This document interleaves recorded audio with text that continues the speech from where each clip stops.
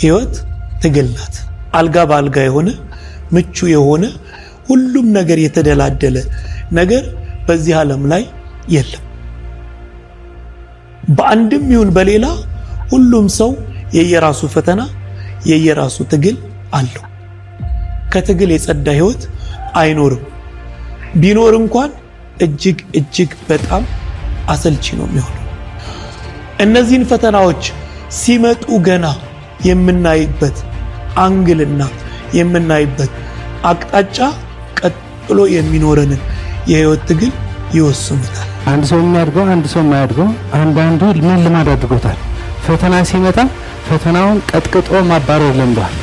አንዳንድ ሰው ደግሞ ተንበርክኮ መቀጥቀጥ ለምዷል። ማለቃቀስ ለምዷል። አልቃሽ ነህ ወይስ አሸናፊ? መሸነፍ ትችላለህ፣ እሱም አያቅትም።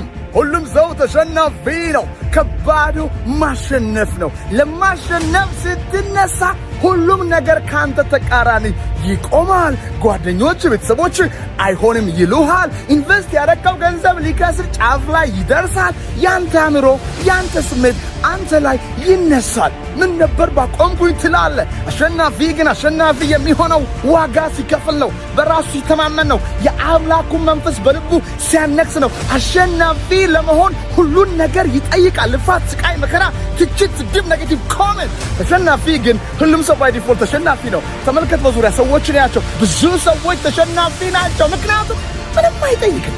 ማቆም ብቻ በቂ ነው። ከየት ትነሳለህ አይደለም ምን ያክል ትቆርጣለህ። ዛሬ ከቆረጥ የት መድረስ ትችላለህ? ፈጣሪ ነው የሚያውቅ።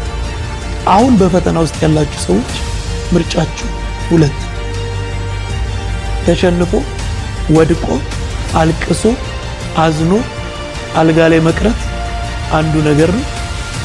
ታግሎ የቻሉትን ያክል ለውጦ ማሸነፍ የሚቻለውን ያክል አሸንፎ መቀመጥ ደግሞ ሌላው ምርጫ። ወንድ ልጅ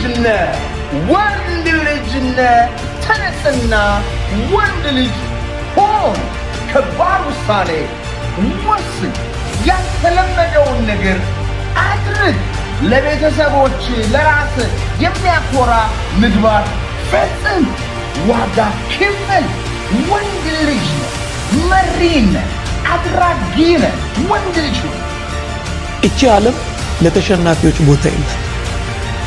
ይቺ ዓለም ለወዳቂዎች፣ ለአልቃሾች፣ ለሰበበኞች ምንም ቦታ የላቸው።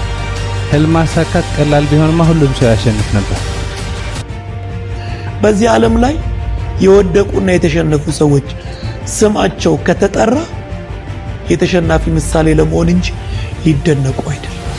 የተረገምን ስለሆነ፣ ከሰው የተለየን ስለሆነ፣ መከረኛ ስለሆነ፣ የተፈረደብን ስለሆነ አድርገን ካየነው ፈተናውን ለማለፍ እንቸገራለን። ይሄ ነገር የገጠመኝ ፈተና ነው፣ እቋቋመዋለሁ፣ አልፈዋለሁ እምንል ደግሞ ከሆነ ይህንን ፈተና ለማለፍ ግማሽ ርቀቱን ሄደናል ማለት ነው። አቅምን መሰብሰብ፣ ሐሳብን መሰብሰብ፣ ጉልበትን መሰብሰብ፣ ለምን መዘጋጀት?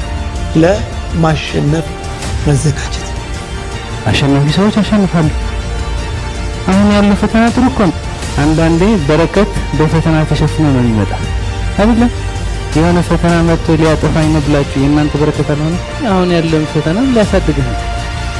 የትኛው ህልም ይሳካል? ምንም አማራጭ የለውም። ግን ምን ያክል ቆርጠሃል ነው። የቆረጠ ሰው ግን አይመለስም። የጨከነ ሰው አይመለስም። በነፃ የሚቀርብ ራት የለም። ከተሰቃየ ለዓላማ ተሰቃይ። ህልም ማሳካት ቀላል ቢሆንማ ሁሉም ሰው ያሸንፍ ነበር።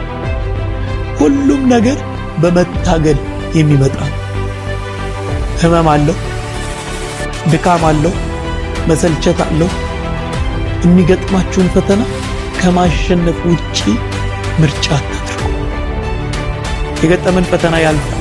ማያልፍ ምንም ነገር ማሸነፍ እየቻላችሁ ለምን ትሸነፉ?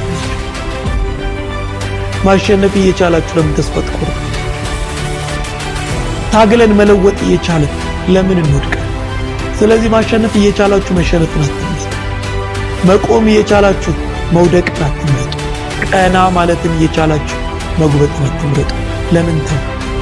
እንችላለን፣ ይቻላል።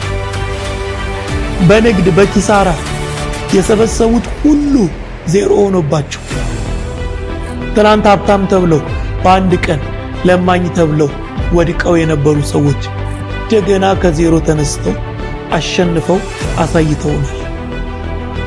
ተስፋ አትቁረጡ፣ ትችላላችሁ። ተስፋ እንቁረጥ፣ እንችላለን።